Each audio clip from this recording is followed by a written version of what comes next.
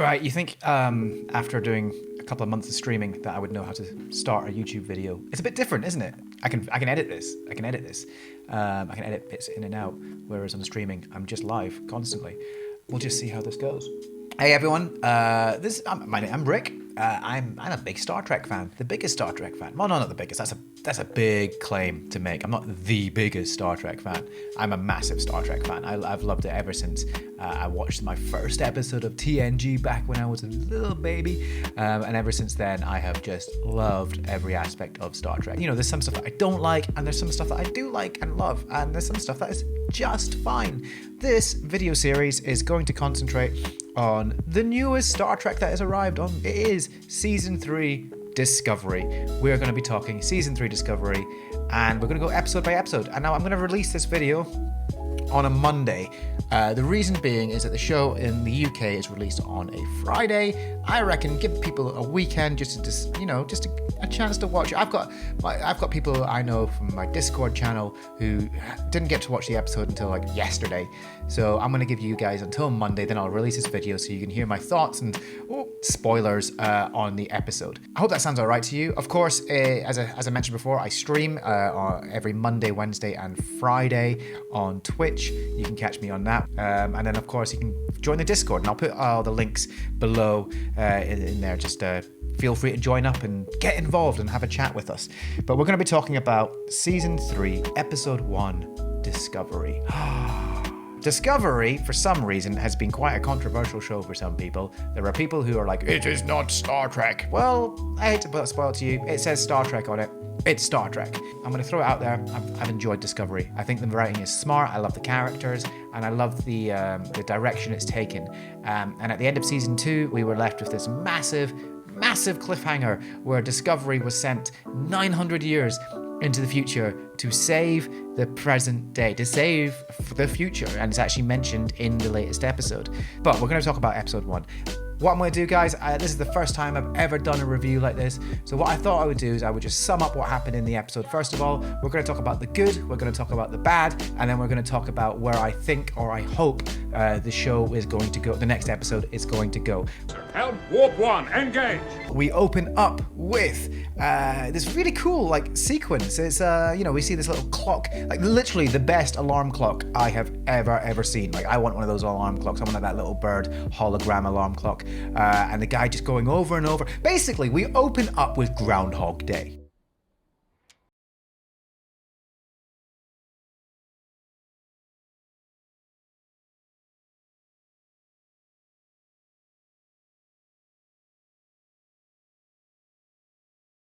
Like we saw all the cool tech, like the bed melting away was really cool. It's like, whoa, that is high tech. Like his brushing his teeth was literally done by light, which actually we can do in this day and age. But it was really cool to see it being done there. And then he sits at the desk. And what was interesting is obviously he sits at the desk and he puts down that box which has the Starfleet emblem on it. Then we cut to the next scene, and it's brilliant. It's like this little shot where we go through these derelict starships. Right, you see the beginnings of USS and NCC, and you're like, ooh, this is weird. Why is there all these ships? These Starfleet ships have been destroyed. I wonder what that is. And we instantly cut to a brand new character, Book, because apparently in the future people are named after the first thing their parents see. And he's on the run from someone shooting at him because he's stolen some cargo. Now, if this sounds familiar. What's really cool about this episode is that it's a direct continuation of the last episode. Direct, literally direct, because as soon as we get into that scene, the wormhole opens up on the other side from the past into the future, and Burnham comes hurtling through, hits the ship, and they crash onto a planet. We're straight into the action. 3188 according to her computer. Nice little thing, as she's crashing to Earth, I don't know if you noticed it, but there was a little bug eating the other bug and then turning around and saying, I don't think bugs would be that interested in stuff falling to Earth. It was very much a Wall-E moment. I love this bit. She's panicking, she can't get in contact with Discovery, and she goes, let's scan for life forms, because she's a scientist. First instinct is to scan for signs of life, and it's so cool. And the moment where it says multiple life forms and she just screams of joy, it's like, yes, Burnham, We're totally on board with you here. I think it's a very, very cool moment. And it just, she is a scientist. She sends back the suit, but it does mean that she's on her own. She's the only technology she's got. She's got her tricorder, she's got her phaser. She hasn't got much, right? And then we have this very Kill Bill moment. Wiggle your big toe. She's gone off, she's gone for a walk, she meets Book, and Book is not very happy at her. She's just crashed into his ship when he's trying to make a getaway, and they've now crashed on this planet. What I like is that it shows that this is a very different future. It's like people are out for themselves, they're looking for themselves now, and it's like, this is not the future we expected. We end up inside Book's ship, and oh my god, did it look futuristic. Like, it was sexy, and I loved the glee that Burnham had as she was looking around the consoles. And one of the things I have noticed straight away in this first episode is, and it's happened as Discovery has evolved, is that she's become a more fun character. And of course then we met Grudge the cat. Not gonna lie, I'm a dog person, don't care about cats, so can't be arsed with it. And then we get into the burn. Now, when I first watched the trailers for season 3 Discovery, I'm not gonna lie, I was a little bit worried about what the burn would be. I thought maybe it was going to be like an all-out war between all the different races. Maybe it was the Borg, maybe it was something like that. But that would have been a little bit too easy to talk about those things. Like, and it would have been a bit too much. Like, that can't have led to the collapse of the Federation. Instead of like a war or something like that, we got dilithium crystals exploding. I mean, that's terrifying. As she points out, it's the heart of every warp-capable vessel. But it does explain the wreckage we see at the very, very beginning of the show. As a result, dilithium has become a really, really precious commodity. You have to either try and recrystallize it, or you have to barter for it and try and get it. You think about it as a finite resource, and you compare it to sort of today's world. It's like oil. At the end of the day, there's not unlimited reserves of oil for us to continue living the way that we are, and it has created a harsher world. It's created a galaxy where it is people are out for themselves. Well, from this first episode, people are out for themselves, and people will try and take advantage of others. Book mentions that this happened 120 years before, previously to this, and he was way before he was born, and that the Federation tried to keep going, but eventually just faded away. The city that they go to is amazing. The city it's futuristic, it looks cool, and they go to this market. Within this market, we instantly saw Orions and Andorians. Burnham's like, oh my god, how are these people working together now? We also see Tellarites and Lurians.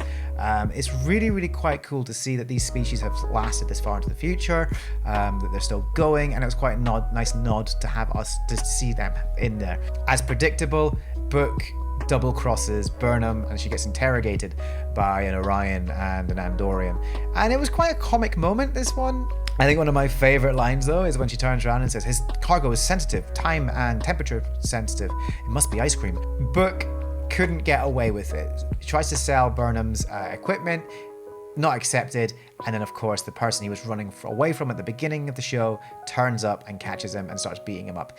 In the meantime, Burnham eventually does give the name, and they turn up, and it descends very quickly into a firefight. Now, Burnham literally just gives Book a look, and suddenly they're working together, even though he screwed her over. Stormtroopers, man. They were just stormtroopers. They couldn't hit anything. Like, there's a whole point where, like, Burnham runs back to get some dilithium crystals, and it's a clear shot.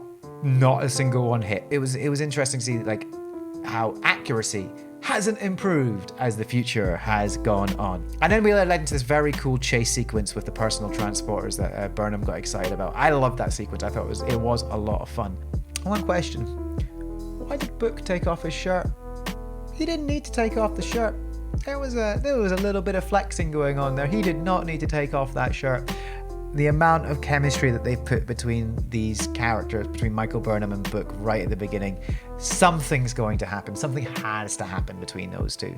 Is he human as well? That's the other question as well. Is Book human? He's got that weird, he had the glowy thing going off the top of his head as he was talking to the plants. Oh, and of course, it turns out he has a communicator all along. Didn't need to go there. Didn't know. What an asshole. So obviously Burnham tries to contact Discovery, and there's no word. So we head back to the ship, and guess what? It's not over. It's not over. They've been caught up with. All the bad guys are there, waiting to... And this is where it gets a little bit Star Wars, isn't it? Like, it's a little bit like The Force Awakens at this point. You know, they open up the cargo.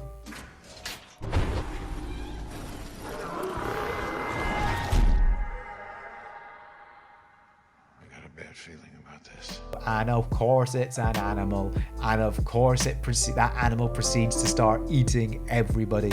It goes as far as eating Burnham before spitting her out. This animal just reminded me so much of my own dog. Like, he'll do something naughty, really, really naughty, like steal some food or whatever, and make the place messy, and then he comes up with you with those eyes and just goes, "Will you love me now?" But it turns out Book was rescuing this animal because he's essentially the Greenpeace of the future. Burnham does mention that, you know, there's no one, of course he's doing this because there's no one there to enforce Starfleet's and the Federation's rules and involving endangered species anymore. Oh, did you notice the planet they went to as well? It's the red leaves, all of it. It felt like it was like very similar to the planet at the beginning of Into Darkness. And then, of course, I think like the way this first episode ended was one of my favorite endings of an episode. It was just such a sweet moment.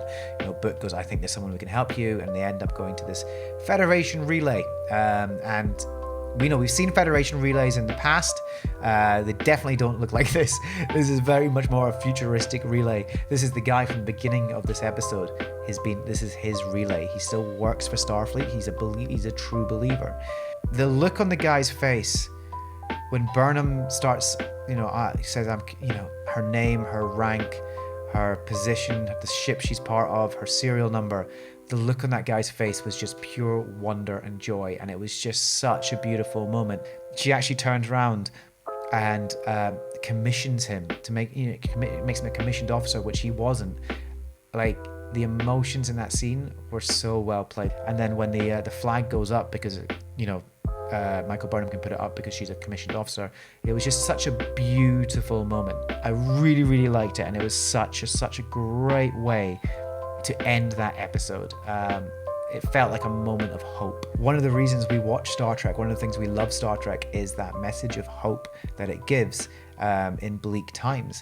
And this episode finished with that. Let's talk about the good in this episode. What did I like? I loved the pacing. The pacing was perfect. I was shocked how quickly this episode went by. And the second time I watched it as well, I was like, wow, this is like everything happens for a reason and it happens well. Beautiful cinematography. There were some wonderful shots, even smaller shots like this. As I mentioned, the handshake, just that small moment was caught beautifully. And I love the sort of moments of humor that it had as well. There was definitely some moments of humor, and it was nice to have that back in the show because, that's one of the things that Discovery has been developing over the 2 seasons it's been on. But, especially when it first started, there was no humor in it at all, really. But it was nice to have those moments of humor in it again. I love that it is boldly gone into the unknown, which is what Star Trek should be about. It should be about exploring the unknown, and this is more unknown than it can ever be. We're in a galaxy now where it's very familiar, but it's completely unknown, and we're in a point in time we've never ever seen. And the other thing I love is the burn. I thought the concept of the burn it wasn't what I expected, and I like that. It makes it much more interesting than simply there was a war. So that was the good. Let's talk about some bad stuff. It was very formulaic at times. Oh, look at this. Here's Book. He is just like Peter Quill. He's on the run because he's stolen something that belongs to someone else. He double crosses, but he turns out to be a good guy. That's the reason. Just very, very expectant. And of course, the whole temporal mechanics. You arrive now, Discovery will arrive later. Like, I get it. Yeah, I thought as they were coming through the wormhole, they would have been together because that's what she was there for, to guide them through. But they've gone, temporal mechanics again. And it's just a little bit, oh, come on, guys. It was a bit obvious that's what's happened. And also because of that, because it focused, like there was no Discovery in this episode, it did feel very much like this was Star Trek Burnham. So what do I hope over the next episode? I think there's some clear things that are going to happen. I think what's going to be happening in this show now is going to be about trying to re-establish the Federation. I'll be interested to see how they do it, what it means for the characters, and what it means for the Federation. The burn, it's going to be more about the burn. There's going to be. They can't just leave it as like, oh, this thing happened, done. As soon as they started describing what it was, I was like, oh my god, do you remember the TNG episode where there was the guys who were protesting about warp travel being used because it was literally destroying the universe? Is that going to play a part? Was the burn maybe caused by them? How about this though? You talked about recrystallizing dilithium, and we know that dilithium is limited. It's only on certain worlds that you could get it. That's why dilithium mines exist. Maybe they overmined dilithium and they were forced to actually keep recrystallizing it, and as it recrystallized, it became unstable. That maybe it's that what caused the burn. We're going to hear why the burn happened. Of course we are. That's what we have to hear. The other thing that's going to be interesting is that they brought Discovery to the future. This is a ship that was working on a new form of travel, the spore drive. Suddenly in a future where we can't use dilithium, the spore drive is probably going to be the most important thing. That's going to be how Discovery gets around. It's going to be the future. And do they look at the ethical implications of using the spore drive again? Because obviously they did look at that in previous seasons, but do they actually override it now and go, well, no, we need it to be able to travel around the galaxy? There's all these questions that are going to be raised.